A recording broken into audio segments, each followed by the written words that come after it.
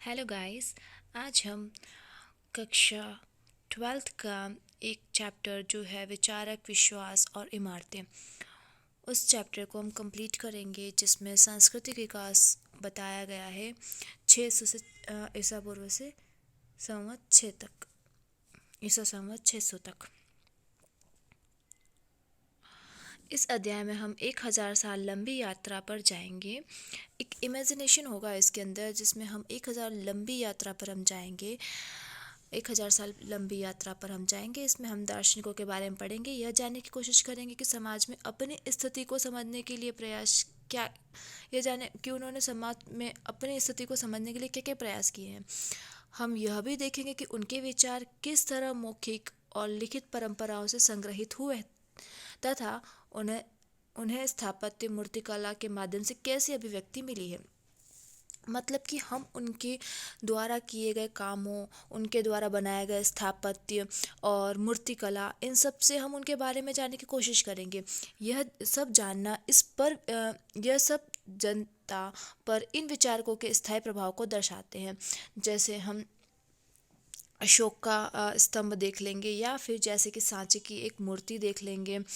तो इन सब को देख के हम उनकी मतलब भावनाओं को, उनके विचारों का, उनके मतलब उनकी जितने भी चीज़ें हैं उनके बारे में हम पता करेंगे। हालांकि हम बौद्ध धर्म का विशेष अध्ययन करेंगे, यह ध्यान देने की बात है कि परंपरा अकेली विकसित नहीं हुई है। दूसरी कई परंपराएं थी जो एक दूसरे के साथ लगातार वाद विवाद और संवाद चलता रहा था, चली रही, मतलब कि वाद विवाद और संवाद चला रही थी, एक दूसरे से संपर्क में थी। ऐसा नहीं है कि इंडिविजुअली कोई परंपरा है या फिर कोई भी चीज़ है वो डेवलप्ड हो गई है, ऐसा नहीं है। वो एक दूसरे से तालमेल में ही चल रही थी। कहने का मतलब यह है। इस रोमांचक विचार और विश्वासों की दुनिया के पुनर्निर्माण के लिए इतिहासकार निम्न स्रोतों का इस्तेमाल करते हैं। इनमें बौद्ध, जैन, ब्राह्मण ग्रंथों के अलावा इमारती और अभिलेखों जैसे प्रभुत मात्राओं में उपलब्ध भौतिक साक्ष्य भी शामिल हुए हैं। इस युग की बची हुई इमारतों से सबसे सुरक्षित और सांची का स्तूप है।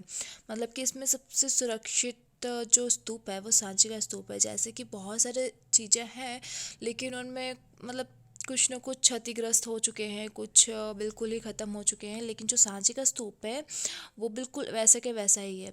ये स्तूप उस अध्याय के अध्ययन में एक प्रमुख केंद्र बिंदु है।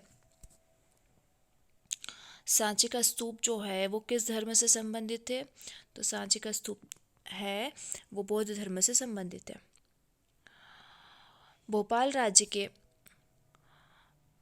जो सांची का स्तूप है वो कहाँ पर है? वो है एमपी में।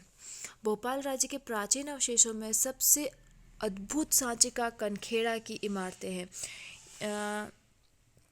ये सांची का स्तूप कहाँ पर है? भोपाल के कनखेड़ा में है ये। भोपाल में 20 मील उत्तर पूर्व की तरफ एक पहाड़ी की तलहटी में बसे इस गांव को हम कल देखने गए थे। माना कि हम कल वहाँ देखने गए थे, हम उसके बारे में बता रहे हैं। हमने पत्थर की वस्तुएं, बुद्ध की मूर्तियाँ और एक प्राचीन तोरण द्वार का निरीक्षण किया। ये अवशेष यूरोप के सज्जनों को विशेष रुचिकर लगते हैं। दैट मीन्स कि यहाँ पर क्या आते हैं, यूरोपी बहुत आते हैं, जिसमें मेजर अलेक्जेंडर कनिंगम। अच्छा, हमको बोलेंगे सांची के स्तूप की खोज किसने की? तो कनिंगम ने की थी। मेजर अलेक्जेंडर कनिंगम ने इस इलाके में कई हफ्तों तक रुककर अवशेषों का निरीक्षण किया।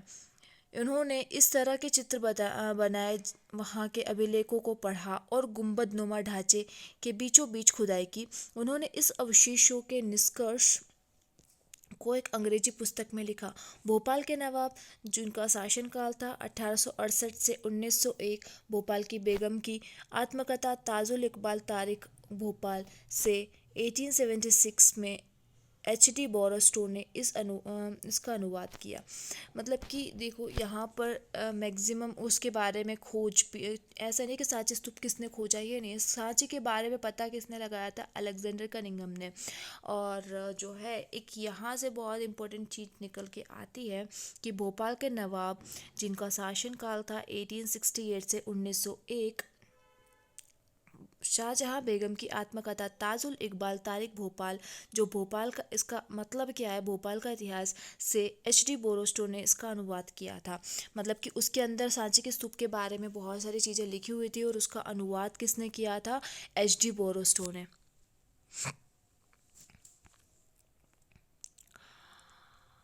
19वीं सदी में यूरोपियों ने सांची के स्तूप को लेकर काफ़ी दिलचस्पी थी। फ्रांसीसियों ने सबसे अच्छे हालत में बचे सांची के पूर्वी तोरण द्वार को फ्रांस के संग्रहालय को प्रदर्शित करने के लिए शाहजहां बेगम से फ्रांस ले जाने की इजाज़त मांगी। कुछ समय के लिए अंग्रेज़ों ने ऐसी कोशिश की। सौभाग्यवश फ्रांसीसी और अंग्रेज दोनों ही बड़ी सावधानी से बनाए प्लास्टर प्रकृतियों से संतुष्ट हो गए। इस प्रकार मूल कृति भोपाल राज्य में अपनी जगह पर ही रह गई। उन्होंने क्या कहा था कि तोरण द्वार को फ्रांस के संग्रहालय में प्रदर्शित करने के लिए उन्होंने कहा था उनको, लेकिन कुछ समय के लिए अंग्रेजों ने भी ऐसी ही कोशिश की, लेकिन और उन्होंने वहाँ पर ले जाने की इजाज़त मांगी और वैसा ही अंग्रेज़ों ने भी किया। लेकिन सौभाग्यवश फ्रांसीसी और अंग्रेज दोनों ही बड़े सावधानी से बनाए प्लास्टर प्राकृतियों, मतलब कि उसकी जो नकली प्राकृतियों को से संतुष्ट हो गए और क्या वो ले गए थे भोपाल में, उस कृति को ले गए थे ना। भोपाल में ही मूल कृति रह गई थी और प्लास्टर की प्रतिकृति को वो वहाँ पर ले गए थे। भोपाल के शासकों शाहजहां बेगम और उनके उत्तराधिकारी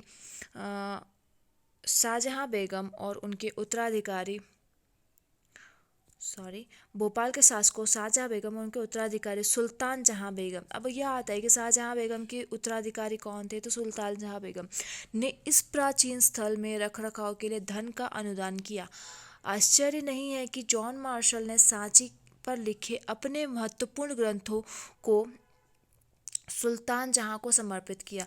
मतलब कि सांची के बारे में उन्होंने बहुत सारे ग्रंथ लिखे थे, जिसको समर्पित करा था उन्होंने सुल्तान जहां बेगम। सुल्तान जहां बेगम किसकी उत्तराधिकारी थी? सुल्तान जहां बेगम थी शाहजहां बेगम की उत्तराधिकारी। सुल्तान जहां बेगम ने वहाँ पर एक संग्रहालय अतिशाला बनाने के लिए अनुदान किया। अनुदान मतलब कि उन्होंने उसको वहाँ पर पैसे दिए कि वहाँ पर एक अतिथिशालाएँ बनाइए और संग्रहालय बनाइए। वहाँ रहते हुए ही जॉन मार्शल ने उपयुक्त पुस्तकें लिखी। जॉन मार्शल ने बहुत सारी पुस्तकें लिखी उस अतिथिशाला में। इस पुस्तक के विभिन्न खंडों के प्रकाशन में भी सुल्तान जहां बेगम ने अनुदान दिया। मतलब कि भाई कुछ दान दिया कि उसमें उसका प्रकाशन हो सके। वहाँ इसलिए यदि यह स्तूप समूह बना है, इसके पीछे विवेकपूर्ण निर्णयों में बड़ी भूमिका है। मतलब बहुत सारे लोगों का इसमें हाथ है। शायद हम इस मामले में भी भाग्यशाली रहे हैं कि स्तूप पर किसी भी रेल ठेकेदार या निर्माता की नज़र नहीं पड़ी है। यह उस लोगों से भी बचा रहा जो ऐसी चीज़ों को यूरोप के संग्रहालय ले जाना चाहते थे। बौद्ध धर्म के इस महत्वपूर्ण केंद्र की खोज के आरंभिक बौद्ध धर्म के बारे में हमारे समाज में महत्वपूर्ण बदलाव आए हैं। आज यह जगह भारतीय पुरातात्विक सर्वेक्षण के सफल मरम्मत और संरक्षण का जीता जागता उदाहरण है। सांची का महान स्तूप। यदि हम दिल्ली से भोपाल की यात्रा करेंगे तो हम एक पहाड़ी के ऊपर एक मुकुट जैसे खूबसूरत स्तूप देखेंगे। यदि आप गार्ड को सूचित करेंगे तो वह सांची के छोटे से स्टेशन पर 2 मिनट के लिए गाड़ी को रोक देंगे। बस इतना समय के लिए गाड़ी से उतर जाएं, पहाड़ी पर चढ़ते हुए आप पूरे स्तूप को देख सकते हैं। इस विशाल गोलाकार ढांचा और कई दूसरी इमारतें, जिनमें 5वीं सदी में बना एक मंदिर भी शामिल है। अब ऐसा नहीं है कि हम आज भी अगर हम हमारे जो गार्ड है उनको बोलेंगे कि भैया आप थोड़ी देर रोक दो गाड़ी, तो वो रोक देंगे, ऐसा नहीं है। लेकिन हाँ, ये एक हमारी इमेजिनेशन की बात कर रहे हैं हम, अभी हम इमेजिनेशन में हैं। ये है एक सांची का स्तूप, जो यहाँ पर गुंबद है या तोरण द्वार है। और ये जो है ये बाउंड्री किसने बनाई थी आपको पता होगा। ये बाउंड्री है पुलिकेशिन द्वितीय ने बनवाई थी, जिसे कहा जाता है कि पुलिकेशिन द्वितीय ने इस सांची स्तूप को हानि पहुंचाई थी, लेकिन ऐसा नहीं था। पुलिकेशिन द्वितीय ने क्या किया था कि इसकी बाउंड्री को बनवाया था।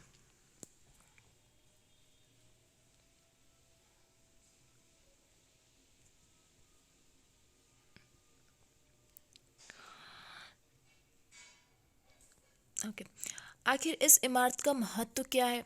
अब मेन बात तो ये है कि इतनी फेमस है तो इसका महत्व तो कुछ होगा। ये टीला क्यों बनाया और इसके अंदर क्या था। इसके चारों ओर पत्थर की रेलिंग क्यों बनवाई गई, है ना। पहले तो वो क्या था कि पहले लकड़ी की रेलिंग थी, तो उसको तोड़ के पत्थर की रेलिंग किसने बनवाई थी, पुलिकेशिन द्वितीय ने। यह स्तूप समूह को किसने बनवाया था, भाई, अशोक ने बनवाया था। इसके लिए धन किसने दिया था, तो धन किसने दिया था, अभी तो बनवाया था एक टाइम तो पुलिकेशिन द्वितीय ने बनवाया था, लेकिन उसकी खोज में जो और उसके बारे में लिखने और इन सब में किसने धन दिया था, भोपाल की बेगम ने दिया था। इसकी खोज कब हुई थी, ग्रंथों, मूर्तियों और स्थापत्य कलाओं और अभिलेखों के अध्ययन के द्वारा हम इस रोचक इतिहास की खोज कर सकते हैं। आइए अब प्रारंभिक बौद्ध धर्म की पृष्ठभूमि के अन्वेषण में शुरुआत करते हैं। तो इसकी पृष्ठभूमि को पढ़ते हैं हम। यज्ञ और विवाद। ईसा पूर्व प्रथम सहस्त्राब्द का काल विश्व इतिहास में एक महत्वपूर्ण मोड़ माना जाता है। इस काल में ईरान के जरथुस्त जैसे चिंतक, मतलब जो अब ये आ जाए कि जरथुस्त कहाँ के चिंतक थे, तो ईरान के चिंतक थे। चीन के खुत्सांगी, यूनान के सुकरात, प्लेटो, अरस्तु और भारत के महावीर, बुद्ध और कई अन्य चिंतकों का उद्भव हुआ। तो कई चिंतकों का उद्भव हुआ था। उनके जीवन के रहस्यों को समझने का प्रयास किया। साथ ही साथ वे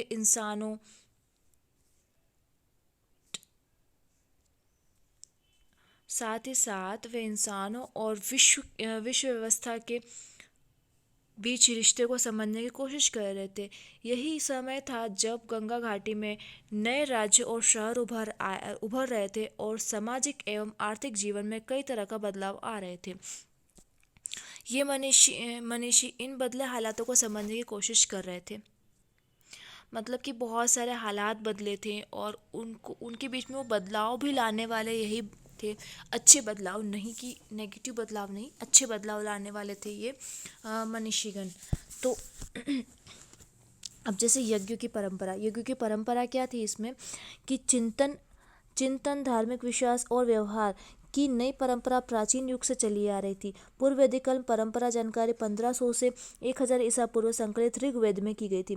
ऋग्वेद में बहुत सारी परंपराएं थी जो कि कुछ लोगों को अच्छी नहीं लगती थी, कुछ लोगों को एक धार्मिक रीति रिवाज के हिसाब से वो अच्छी भी लगती थी। वैसे ही एक प्राचीन परंपरा थी ऋग्वेद में अग्नि, इंद्र, सोम आदि कई देवताओं की स्तुति का संग्रह। यज्ञों में इस स्त्रोतों का उच्चारण किया जाता था और लोग मवेशी, बेटे, स्वास्थ्य, लंबी आयु आदि के लिए प्रार्थना करते थे। शुरू में ये यज्ञ समूह के रूप में प्राप्त किए जाते थे। बाद में कुछ यज्ञ घरों के मालिकों द्वारा किए जाते थे। राजसु यज्ञ, अश्वमेघ जैसे जटिल यज्ञ सरदार राजा किया करते थे। इसके अनुष्ठान के लिए ब्राह्मण पुरोहित पर निर्भर रहना पड़ता था। तो भाई हम जो है अगर भगवान को मनाएंगे तो हमें किस पर निर्भर रहना पड़ता था उस समय, हमें ब्राह्मणों पर निर्भर रहना पड़ता था, पुरोहित पर निर्भर रहना पड़ता था। और एक बात ये भी थी कि उस टाइम पे इसमें बहुत खर्चा, बलि ये सब दिया जाता था, जो कि क्या होता था कि अच्छा देखो बलि तो बिल्कुल भी अच्छा नहीं माना जाता है, लेकिन जो है और खूब सारा पैसा की ज़रूरत होती थी, बहुत सारा मतलब कि दिखावा किया जाता था। तो ये सब चीज़ें ना, इन सब चीज़ों को उन लोग जो हमारे मनीषी लोग हैं वो लोग नहीं मानते थे, और नहीं वो इन सब चीज़ों को मतलब अहमियत नहीं देते। तो इनसे हटने के लिए इन्होंने क्या करा था कि कुछ परिवर्तन लाने के काम किए थे। जैसे अग्नि की प्रार्थना। अग्नि की प्रार्थना क्या है, यहाँ पर ऋग्वेद के लिए 2 छंद जिसमें से अग्निवेद का आह्वान किया जाता था। ये हे शक्तिशाली देवी, आप हमारी आहुति देवताओं तक ले जाएं। बुद्धिमत, आप तो सबकी दाता हैं। पुरोहित, हमें खूब सारे खाद्य पदार्थ दे। ये पुरोहित हमें खूब सारे खाद्य पदार्थ दे। और दूसरा कौन सा है, वैसे तो ये आपकी एग्ज़ाम में नहीं आता है, बट फिर भी आप एक बार रीड कर लेंगे इसको। हे अग्नियज्ञ हमारे हे अग्नियज्ञ वेट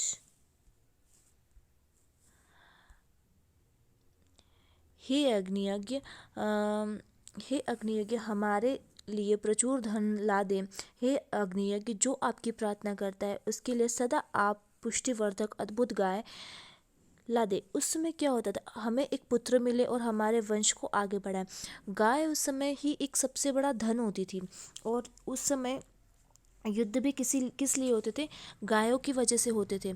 इस तरह के छंद एक खास तरह से संस्कृत में रचे गए थे, जिसे वैदिक संस्कृत कहा जाता था। ये स्त्रोत पुरोहित परिवारों के लोगों को मौखिक रूप से सिखाए जाते थे। उस समय क्या होता था कि जो नॉर्मली जो नीची कास्ट के होते थे उनको नहीं पढ़ाया जाता था, तो उनको संस्कृत आएगी भी नहीं। वैसे तो कोई दिक्कत नहीं थी, उस टाइम तो बोलचाल में भी संस्कृत था, लेकिन उनको ये जो था, लोगों को ये सिखा, पुरोहित लोगों को ही या पुरोहित के बच्चों को ही या पुरोहित के परिवारों को ही ये सिखाया जाता था, ये मंत्रों को। तो क्या होता था कि अब यहाँ पे बोला यज्ञों के उद्देश्य को बताइए, तो हमको नॉर्मली पता है यार, नॉर्मल दिख ही रहा है कि यज्ञों के उद्देश्य क्या होंगे। तो यज्ञों के उद्देश्य होंगे कि हमारी जो बात है वो कहाँ तक पहुँचाए, भगवान तक पहुँचाए और हमारी इच्छाओं की पूर्ति करे। So guys, it's enough for today. कल हम इसके आगे स्टडी करेंगे। ये हमारा फर्स्ट पार्ट है, नेक्स्ट पार्ट हम कल लेके आएंगे। Thank you so much. Like, subscribe and share, please please please like कर दीजिए, and share also and subscribe. Thank you.